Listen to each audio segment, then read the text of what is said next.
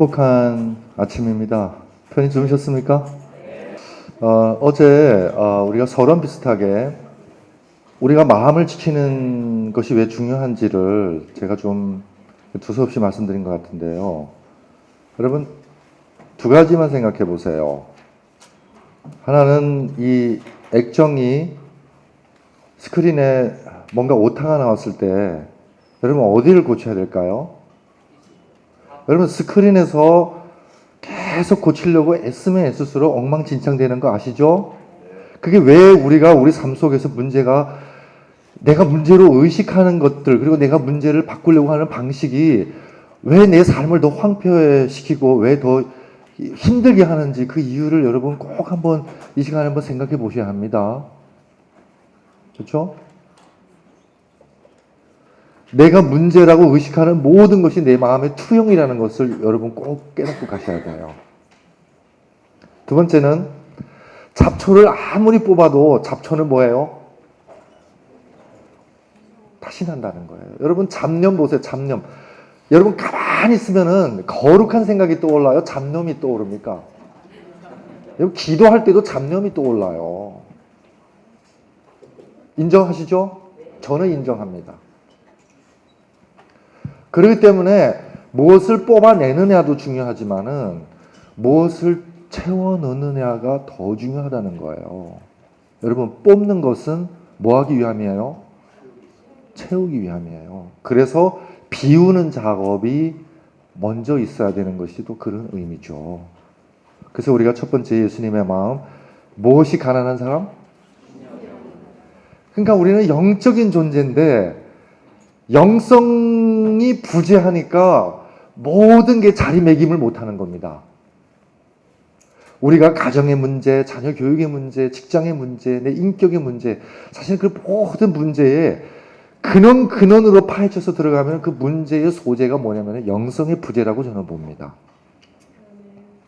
그래서 우리가 마르다의 예를 들었죠. 주님을 사랑합니다. 봉사합니다. 근데 불평해요. 왜 불평할까요? 그렇죠? 그게 바로 영성의 부재라는 거죠. 그러니까 우리의 신앙은 정말 하나님과 늘 교통하고 하나님의 뜻을 늘 깨닫고 하나님의 뜻을 늘 이루는 그 삶 자체인데 하나님의 뜻을 저버린 채 열심히 한다는 것은 과연 누구의 뜻을 이루는 거죠? 반성 안 할 수가 없다는 거죠. 우리의 뜻이 관철 안 되니까 불평하는 거예요. 하나님의 뜻이 이루어지지 않으면요 괜찮아요. 왜? 하나님의 뜻이니까 알아서 하시라는 거예요. 이해되셨습니까? 그게 믿음인 거예요. 그게. 하나님, 제가 하나님 뜻을 이루는 도구입니다. 하나님 저를 통해서 뜻을 이루어 주세요. 안 이루면 하나님 또 다른 계획이 있으시겠죠 하고 내려놓으시면 돼요.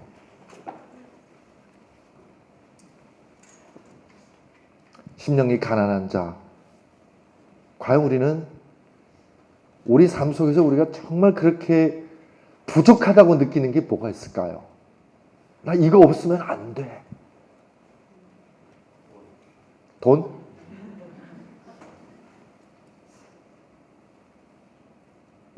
근데 돈도요, 우리는 없어 봐서 잘 모르지만은, 있는 사람도 돈 때문에 고민도 그만큼 많아진다고 하더라고요. 우리나라에서 돈 제일 많은 사람이 아마 삼성의 이아무개겠죠. 그렇죠? 근데 정말 그 사람은 고민 없을까요? 돈이 많아서? 저는 돈 많은 사람은 돈 많은 걱정을 할 거라고 생각해요. 안 해봐서 모르겠지만. 자, 오늘은 그 두 번째 시간,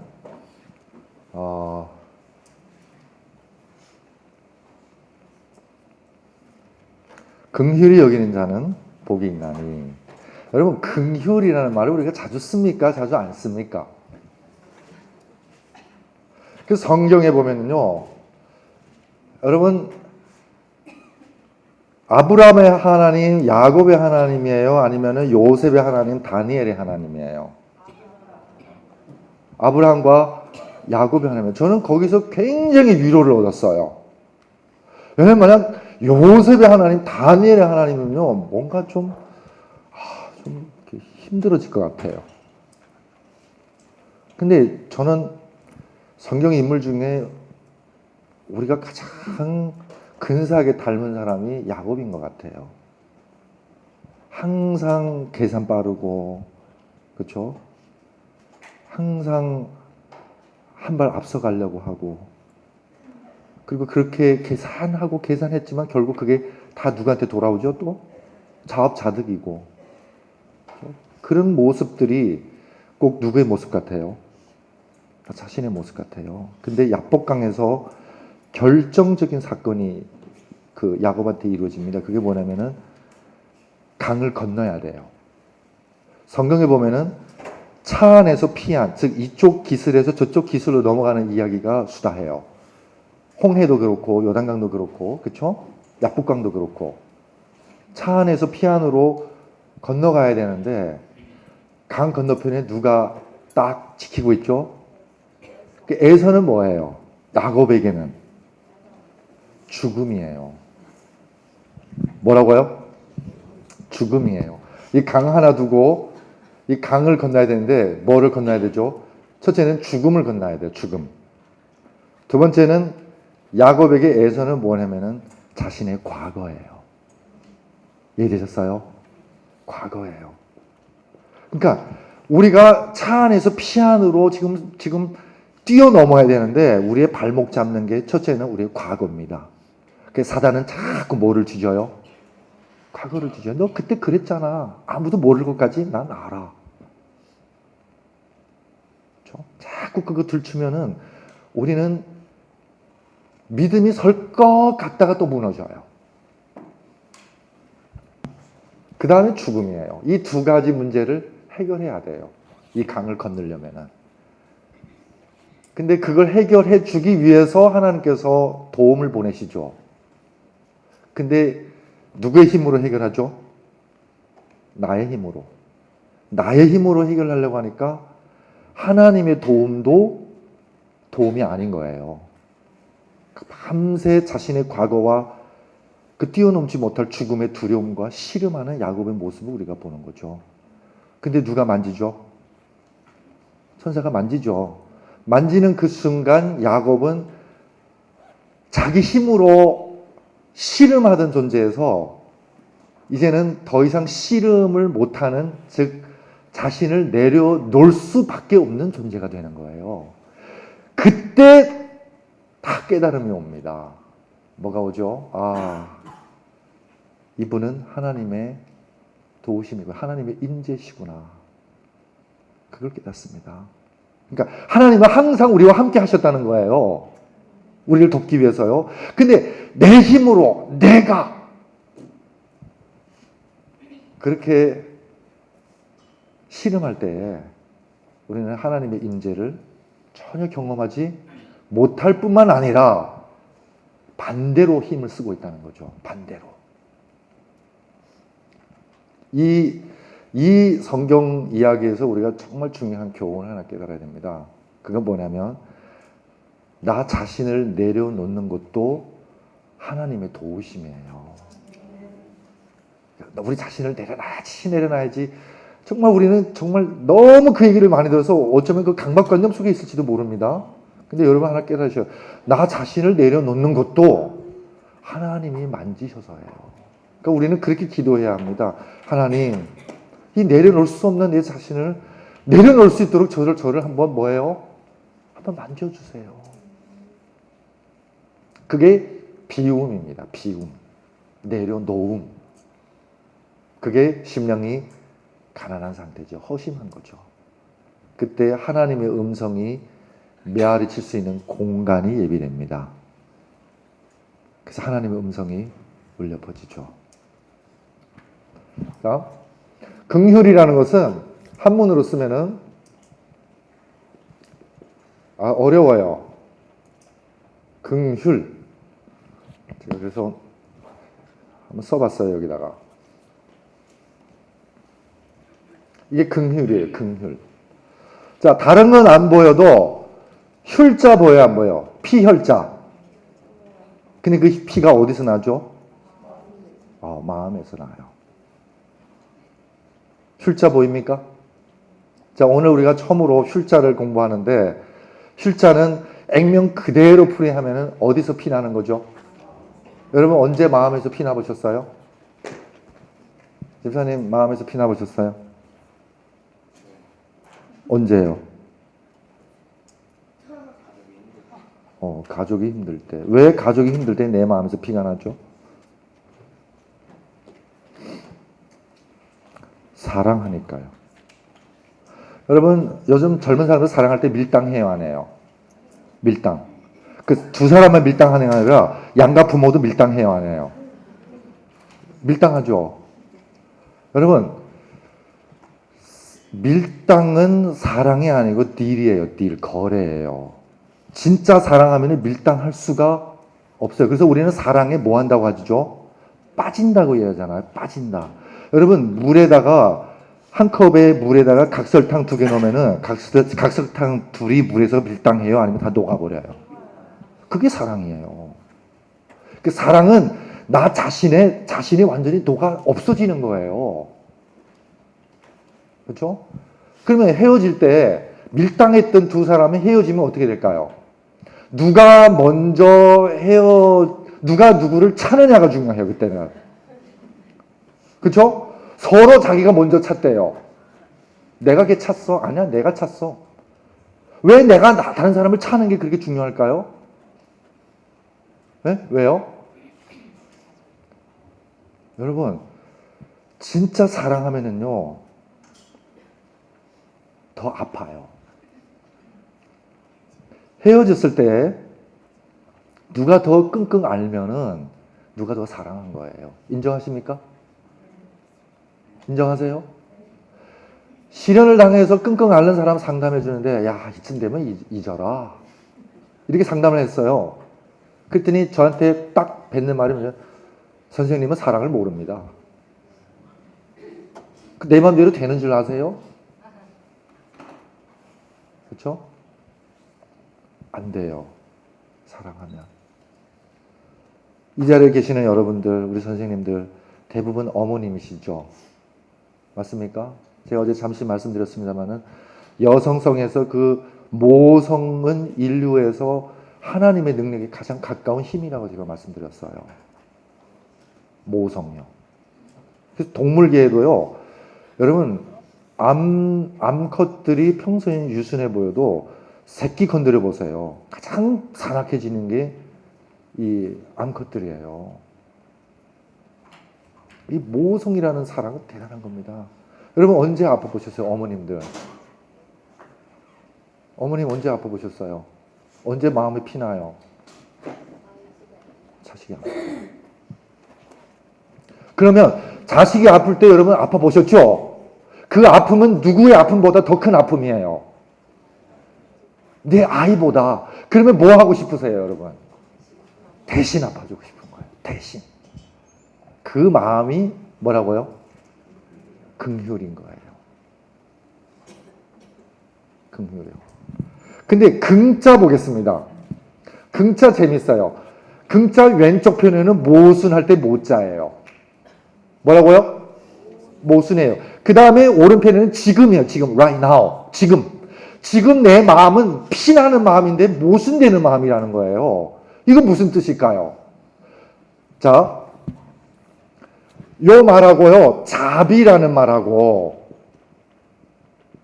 일맥상통하다는 걸 말씀드릴게요. 자, 자비에도 밑에 무슨 글자가 들어가죠? 마음 심자가 들어가요. 이 자비 밑에 나오죠? 자비. 마음 심자가 들어가는데 요 자비라는 자자 위에 요 자자가 있고 자자라고 읽어요. 그게 뭐냐면은 긍휼 긍자 오른편에 지금 금자하고 통해요.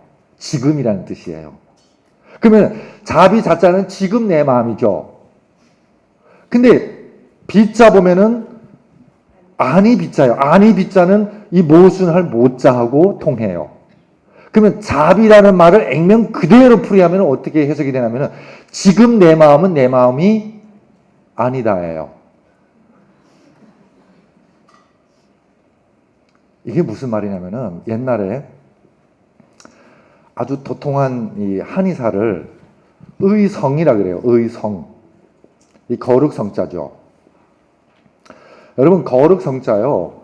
한문에서는 어떻게 풀이하냐면은 뚫림으로 해석합니다. 뚫림. 통한다죠, 통. 여러분, 거룩성은 뭐냐면은 우리가 하나님과 이렇게 뚫려 있는 상태입니다. 그 죄는 그와 반대로 뭐요? 그 뚫림을 뭐 하는 거죠? 가로 막는 겁니다. 그 예수님께서 이 땅에 오셔서 죄로 가로막혔던 우리와 하나님 사이의 그 뚫림을 다시 뭐 해주셨어요? 열어 주신 거예요. 그 결정적인 사건이 바로 성소와 지성소 사이에 성막이 열리는 겁니다. 그게 뚫림이거든요. 지극히 거룩함을 향한 뚫림이에요. 그렇죠? 이게 성인데, 의성은 어떤 존재냐면은, 여러분 한방병원에 가면은 한의사가 먼저 진맥해 주죠. 진맥하고 혀도 보고 눈도 보고 뭐 이렇게 질문도 하고 하죠. 근데 의성은 그렇게 안 한대요. 의성은 환자가 문지방을 넘는 그 순간 환자의 고통의 느낌을 바로 그대로 고스란히 느낀다는 거예요. 지금 어떤 의성이 아주 화창한 날에 기분 좋게 이 그림을 그리고 있었어요. 지금 이 의성의 마음은 기쁨이에요? 아픔이에요? 자, 나의 마음은, 본심은 기쁨이에요. 근데 한참 기분 좋게 시간 보내고 있는데 어떤 아픈 환자가 그 의사 집에 딱 들어오는 거예요. 들어오는 그 순간 의사는 그분의 고통을 고스란히 느끼게 됩니다. 뚫려 있는 거죠? 느낍니다. 그러면은 느끼는 그 순간 의사는 아파요, 안 아파요? 근데 그 아픈 것이 나의 아픔이에요, 남의 아픔이에요. 그러니까 내가 지금 아픈 게 내 것이 아니라 누구 거예요? 그게 자비라는 거예요. 됐습니까? 그러니까 긍휼도 좋고 자비도 좋고, 그거는 계산돼서 의식적으로 의도적으로 느끼는 그런 나의 어떤 게 아니라는 거죠. 그거 뭐냐면 내 생명의 상태인 거예요. 즉 다른 생명을 느낄 수 있는 그 뚫림이죠. 이게 자비고 긍휼입니다. 그 자비와 긍휼을 예수님께서 사마리아인의 이야기로 풀어내십니다. 여러분, 한 사람이 피투성이가 돼서 죽어가고 있죠. 어디 속에 있습니까? 고통 속에 있어요. 근데 제사장이 지나갑니다. 제사장은 종교가 있는 사람이에요, 없는 사람이에요? 있는 사람이에요. 그 다음에 레위인이 지나가요. 레위인은 뭐예요? 또 종교를 직업으로 하는 사람이에요. 이 사람들은 종교적으로나 도덕적으로나 하자가 거의 없는 사람으로 비춰지죠. 근데 그 사람 보고 그냥 지나갑니다. 근데 사마리아인은 그 사람을 보는 순간 못 지나가요. 왜 못 지나갈까요? 왜 못 지나갈까요? 그 고통을 느끼는 겁니다. 그러면 그 고통을 느끼는 순간 멀쩡했던 사마리아인이 아프죠. 근데 그 아픔의 원인은 상대방한테 있잖아요. 그러면 그걸 무시한 채 가면은 나는 이 고통을 해소할 길이 없는 거예요. 왜? 나의 고통이 아니니까. 그러니까 그 고통에서 벗어나는 유일한 길은 이 사람을 고통에서 빨리 건져내는 겁니다. 이게 긍휼이라는 거죠. 이게 자비고. 예수님께서 이 이야기를 우리한테 설파하는 이유는 종교의 핵심은 어떤 의문이나 어떤 외식에 있는 것이 아니라 바로 이 생명의 본질, 생명의 본래의 느낌을 회복하는 데 있다는 것입니다. 그래서 예수님께서 나는 진리요 생명이라고 말씀하십니다. 그래서요, 이런 생명의 상태를 회복한 것을 어짐이라고 표현해요. 어짐. 인. 인이 뭐냐면 여러분 한방에서 인이라는 게 예를 들어서 제가 중풍 걸렸다고 칩시다. 오른쪽이 마비됐다고 칩시다. 그러면 마비된 쪽은 감각이 있어요, 없어요? 없잖아요. 생명 감각을 잃어버린 상태를 한방에서는 불인이라고 표현해요. 이해되셨습니까? 그러니까 우리가 정말 상대방이 죽어가는데도 아무 느낌 없다는 것은 어질지 못하다는 거예요. 불인. 근데 인자 보면은 몇 사람이에요? 사람 인자에 둘이잖아요. 두 사람이잖아요. 그럼 두 사람은 에덴 동산의 두 사람은 누구와 누구예요? 아담과 하와잖아요. 근데 아담 하와가 처음에 옷을 입었어요, 안 입었어요? 근데 선악과를 먹는 순간 인간의 첫 반응이 뭐예요? 엄마 부끄러워. 가리는 거예요. 여기 굉장히 중요한 우리의 어떤 인간 심리의 변화를 시사해요. 우리 김인수 대장님. 어머님 앞에서 적신으로 나타날 수 있어요? 네. 부끄럽죠? 근데 기저귀 누가 갈아줬어요? 근데 왜 지금은 못해요? 근데 아내 앞에서는 적신으로 나타날 수 있어요? 없어요? 아내 앞에 나타날 때가 막 부끄러워. 이러고 막.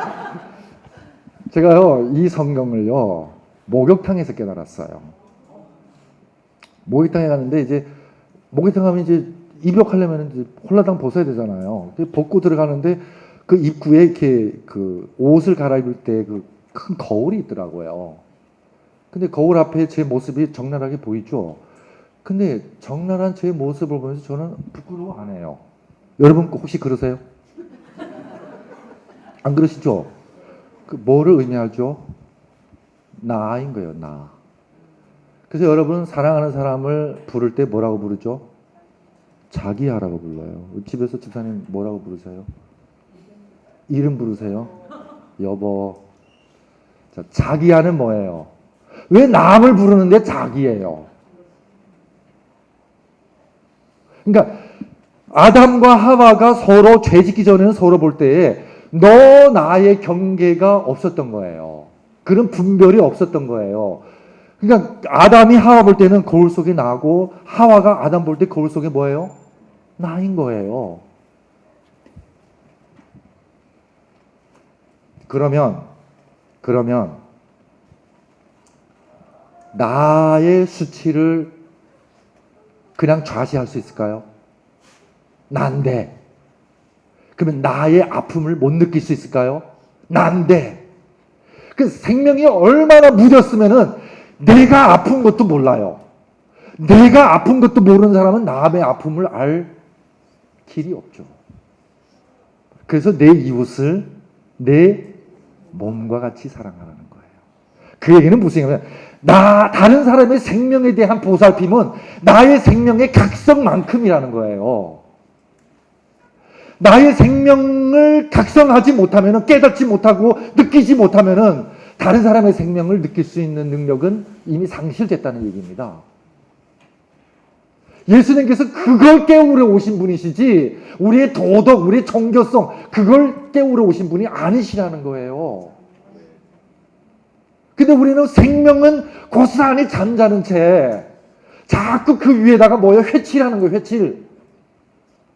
그래서 회칠한 무덤이라고 예수님께서 그 종교 집단에게 그렇게 일침을 가지 않습니까? 그게 우리의 모습인 거예요. 지금도. 겉으로는 다 갖춘 것 같지만은 이 생명의 능력은 죽어 있다는 것입니다. 정말 우리 신앙의 핵심이 뭘까요? 그렇죠? 심령이 가난하다는 게 뭘까요?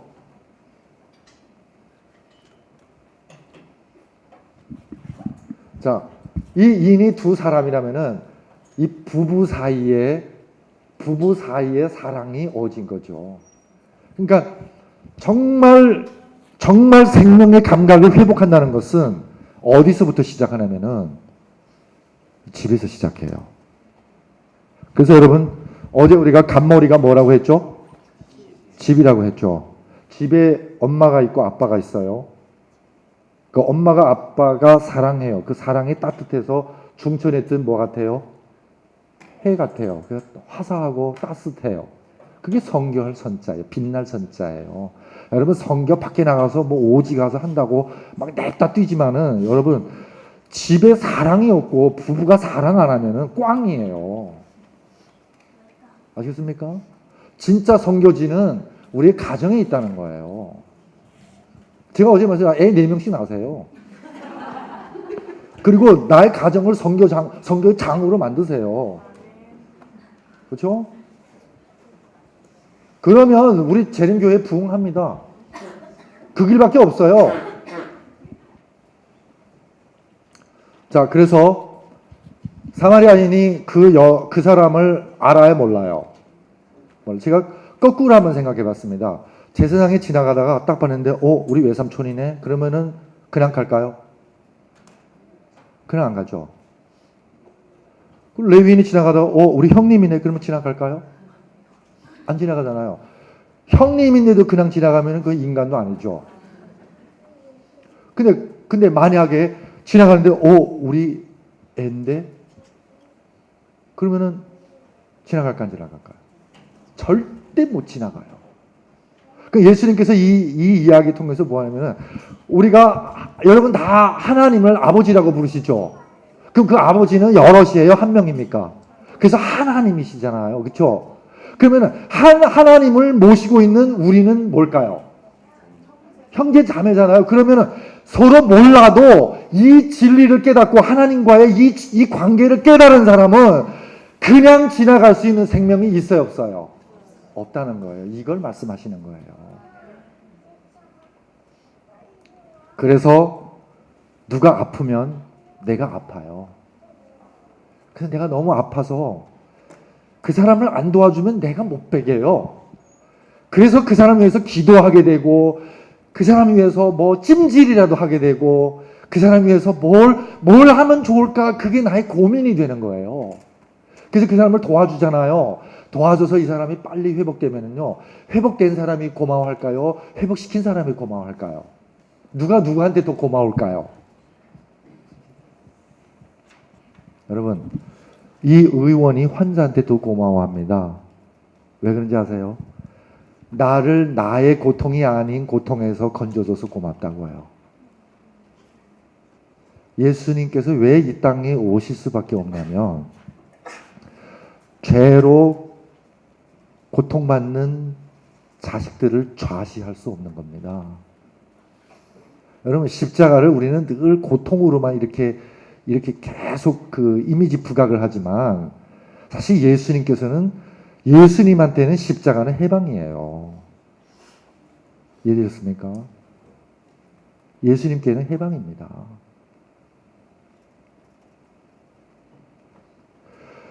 예수님께서는 우리 인간의 고통을 좌시할 수 없기 때문에 이 땅에 올 수밖에 없어요.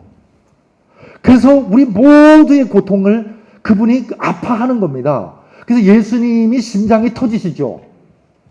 그게 긍휼이에요. 그게 마음에서 피가 나는 거죠. 얼마나 사랑했으면 그분이 더 아프셔야 돼요. 그렇죠?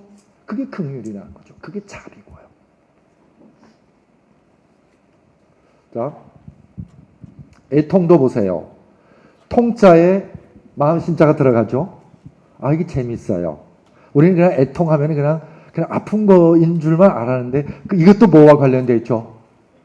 마음과 관련되어 있는 거예요. 마음이 움직이는 거예요. 마음이 움직이는 거예요. 잔잔했던 내 마음에 돌이 던져진 것처럼 이젠 잔잔치 못한 거예요. 그렇죠? 누군가의 죽어가는 그 모습을 볼 수밖에 없는 그 내 자신, 그 상황이 너무 아픈 거예요. 그래서 어머님이 죽어가는 아이를 품에 안고 그 아이를 위해서 할 수 있는 게 아무것도 없다는 그 사실이 너무 슬픈 거예요. 사마리아인은 그 죽어가는 생면부지의 사람을 그냥 스쳐 지나갈 수 없었던 이유는 저는 딱 한 가지라고 생각해요. 그 사람의 고통을 느꼈어요. 그러니까 누구 대하듯이 대해주죠? 자신을 대하듯이 대해줘. 자기 자식을 대해주듯이 대해줍니다.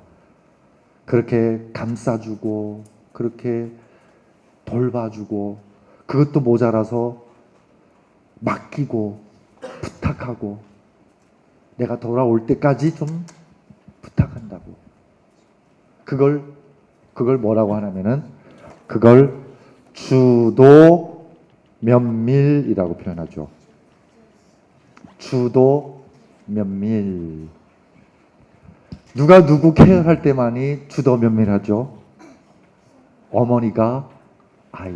자, 여러분, 어머니가 딱 될 때에 여러분 아기를 어떻게 돌봐야 될지 학교 가서 배우고 와서 아세요? 아니면 그냥 아셔요? 그냥 아시죠? 정말 어머니가 자식을 사랑하는 그 주도 면밀은 배워서 되는 게 아니라는 거예요. 하나님께서 모성을 창조하실 때에 이미 그 생명 프로그램이 작동하도록 하나님께서 그렇게 만드신 거예요. 그러니까 사랑은 하나님의 품성이고 하나님의 디자인이었다면은 우리는 사랑 외치는 게 아니라 하나님의 품성을 회복하는 게, 그 자비, 그 긍휼을 되찾는 게, 즉 생명의 본래를 되찾는 게 그게 우선이라는 것입니다. 그래서 예수님께서 나는 뭐예요? 생명이라고 말씀하십니다. 근데 그 생명은 뭐가 들어있는 생명이죠? 진리요.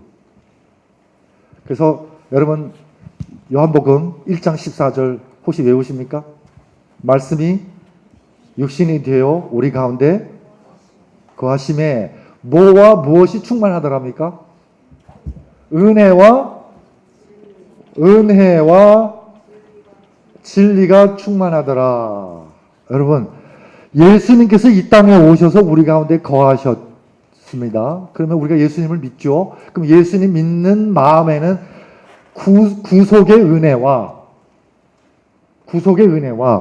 즉 나를 죄에서 건져내 주신 은혜. 그러면은 잡초는 일단 뭐 해주신 거예요? 뽑아주신 거죠. 그 다음에 뭐가 충만해야 되죠? 진리가 충만해야 돼요. 진리. 예수님께서 내가 곧 진리요라고 말씀하시죠. 예수님이 내 안에 충만했다는 것은 내 안에 진리가 충만한 겁니다. 진리요. 우리 한번 다 같이 큰 소리로 한번 봉독해 보겠습니다. 요한복음 6장 63절 시작.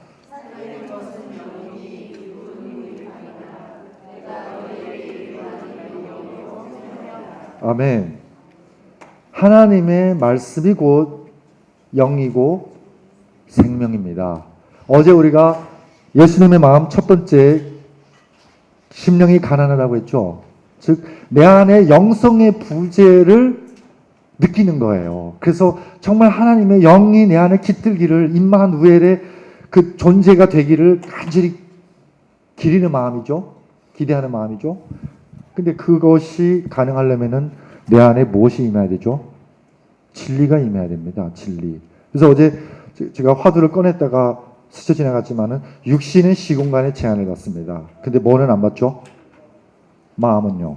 근데 마음은 시공간의 제한을 안 받기 때문에 어디든지 갈 수 있는 거기 때문에 오히려 다스려야 되는 거예요. 마치 천리마에 야생마에 고삐를 채워야 되듯이요. 그래서 그 마음의 고삐를 채우는 게 영입니다. 그래서 동양에서는요, 심과 영을 따로 얘기 안 해요. 같이 얘기합니다. 심령이요. 심령. 그래서 중국 예수 성경이 이런 표현을 합니다. 마음은 영이 깃드는 집이다. 거처다. 이게 성경 표현이에요. 사도 바울이 너희의 몸이 곧 성령의 전이라고 말씀하시죠. 일맥상통합니다. 자, 그러면 보세요. 은혜와 진리가 충만하는데 그 진리가 뭘까요? 우리가 믿는 진리가 뭘까요? 우리가 믿는 진리요. 예수님께서 내가 곧 진리라고 말씀하시는데 예수님이 그분의 생명으로 우리에게 던져준 그 진리가 과연 뭘까요? 하나님은 우리를 만드셨죠. 그럼 하나님과 우리 사이에 이 종적인 관계가 있습니까? 이 관계를 성경에서는 아버지와 뭐죠? 자녀의 관계죠. 이걸 무슨 관계라고? 생명의 관계라고 합니다. 거래의 관계가 아니고 무슨 관계예요? 생명의 관계예요. 이건 종적인 관계예요. 그렇죠? 이걸 믿습니까, 여러분? 하나님은 나의 아버지다. 믿습니까? 이 고백은 성령의 감동이 있어야 되는 겁니다. 정말 믿습니까, 여러분? 이게 진리예요. 하나님은 나의 아버지다. 그러면 나만의 아버지냐? 모두의 아버지인 거예요. 그러면은 이걸 믿는 순간 이거는 자연이 있는 거예요. 수평적 관계예요. 이게 십자가인 거예요. 이게 십자가인 거예요. 나는 그냥 나만 하나님을 아버지라고 나만 믿은 줄 알았는데 그게 진리였던 거예요. 다른 사람이 아버지라고 믿든 안 믿든 간에 이건 진리인 거예요. 그러면 그것이 진리라면은 하나의 불변의 사실이 존재합니다. 그것은 모든 생명이 다 나의 형제, 자매고 나의 한 몸이라는 거죠. 이걸 깨달을 때 사마리아인처럼 그냥 못 스쳐 지나갑니다. 그때 비로소 내 이웃을 내 몸과 같이 사랑하는 게 그게 가능해집니다. 왜요? 생명에 대한 진정한 깨달음이 왔기 때문에요. 깨닫지 못하면은 생명에 대한 깨달음이 없으면은 생명을 진정으로 사랑할 수가 사실은 없어요. 왜? 사랑해도 늘 계산적이고 늘 한계에 부딪힌다는 것입니다. 자, 오늘 아침 말씀 두 번째, 긍휼히 여기는 자는 애통하는 자를 같이 묶었어요. 우리 마음의 상태입니다. 우리 존재의 상태인 것입니다. 그것은 바로 예수님처럼, 엄마처럼, 부모님처럼 자식의 아픔을 그냥 볼 수 없는, 왜요? 바로 느끼기 때문에요. 심지어 그 고통이 누구의 고통보다 더 커요? 자식의 고통보다 더 커요. 왜? 사랑하니까. 사랑하니까. 사랑하는 사람이 더 아픈 법입니다. 그래서 그냥 있을 수가 없어요. 그래서 도와줘야 돼요. 보살펴야 돼요. 어떻게? 주도 면밀하게.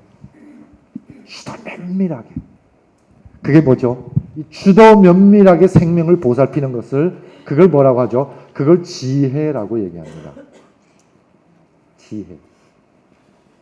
여러분 사랑하면 지혜가 생기게 되었어요. 그래서 자비와 항상 같이 패키지로 따라다니는 게 뭔지 아세요? 그게 지혜입니다. 왜? 이 사람을 빨리 고통에서 건져내야 되기 때문에 정말 이 사람을 어떻게 도와야 될지 안 배워도 내 생명 안에서 그 프로그램이 작동하기 시작한다는 거죠.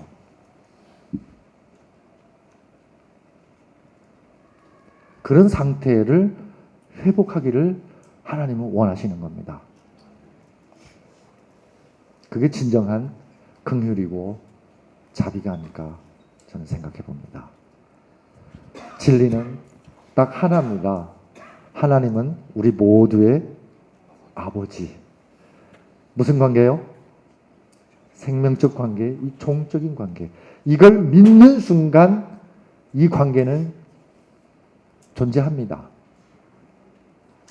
그래서 첫 번째 계명부터 네 번째 계명, 하나님과 우리의 관계입니다. 여섯 번째부터 열 번째 계명, 인간과 인간의 관계죠. 그럼 다섯 번째 계명은 어디 있죠? 여기 있습니다. 여기. 이게 5예요. 1, 4, 60, 이게 오입니다.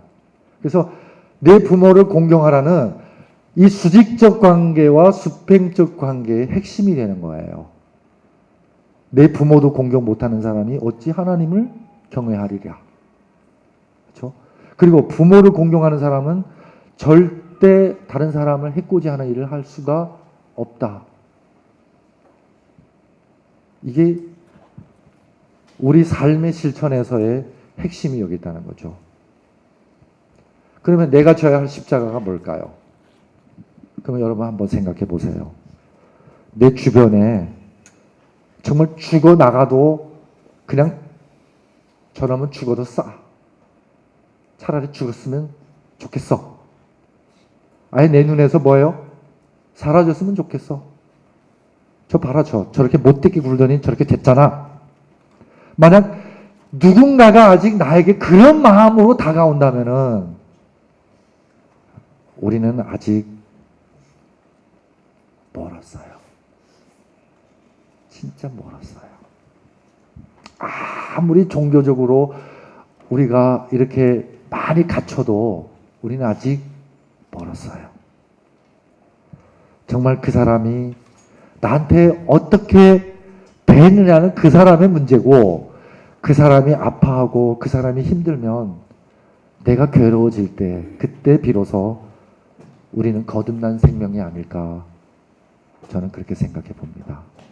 여러분, 긍휼히 성경 말씀 한번 읽고 마치겠습니다. 자, 한번 읽겠습니다. 시작. 긍휼히 여기는 자는 복이 있나니 그들이 긍휼히 여김을 받을 것이며, 하나님의 마음을 고스란히 읽어냈고 하나님의 마음을 고스란히 닮은 사람이기 때문에 우리가 어떤 마음으로 우리 형제를 대하면은 하나님도 어떤 마음으로 우리를 대하게 되어 있다는 그런 약속입니다. 자, 마치겠습니다.